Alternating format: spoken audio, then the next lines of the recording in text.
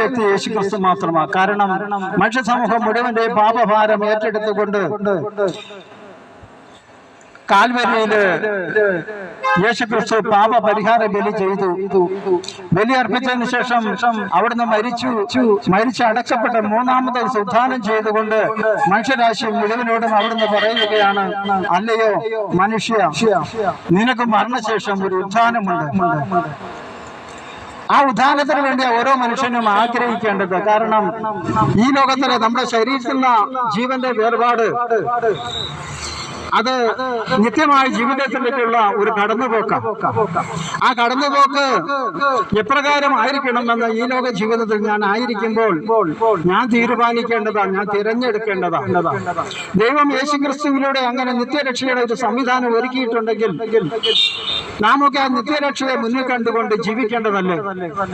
പ്രിയപ്പെട്ടവരെ, ലോകത്തിൻ്റെതായ എല്ലാ കാര്യങ്ങളും നമ്മളൊക്കെ വ്യഗ്രചിത്തരാം. നമുക്ക് ഒരു ശരീരമുണ്ട്, മനസ്സുണ്ട്, ആത്മാവുണ്ട്. ശരീരത്തിൽ ഒരു ചെറിയ മുറിവുണ്ടായാൽ മതി നമ്മൾ അസ്വസ്ഥരാണ്.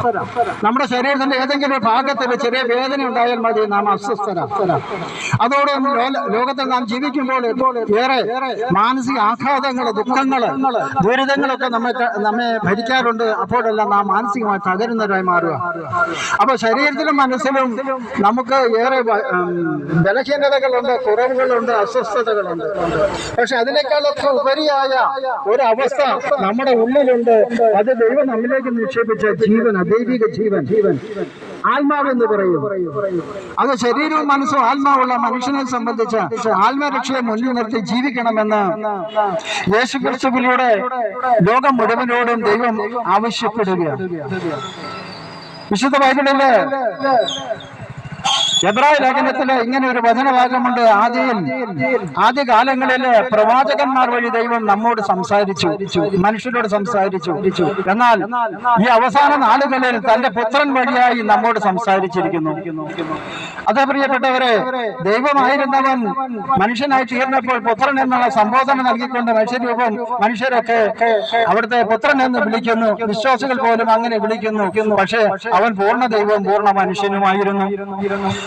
അവനാണ് നമ്മളോട് പറയുന്നത്, അല്ലയോ മനുഷ്യ, നിനക്ക് മരണശേഷം ഒരു ജീവിതമുണ്ട്. അത് നിത്യമായ ജീവിതമാണ്.